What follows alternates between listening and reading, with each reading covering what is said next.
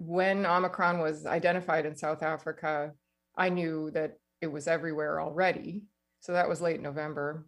And I predicted, as were the experts in that field, that if we sort of went ahead with Christmas, the last thing on earth you would do after that break would be to convene people in congregate settings indoors, that you were going to have this incredibly transmissible airborne disease. You were going to basically have to lock down a whole lot of other aspects of daily life.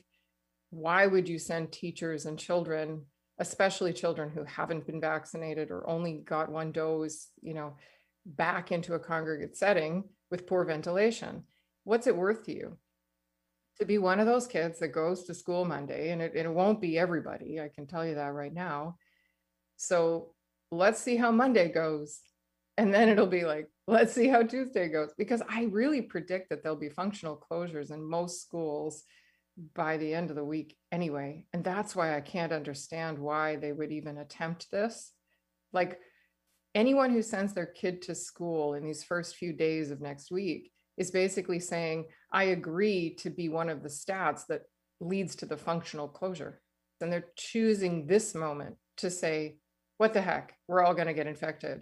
I think that is going to be one of those moments that people look back on later and say, my government told me it was safe, and I had no idea what might happen in terms of long-term post-viral consequences of this variant.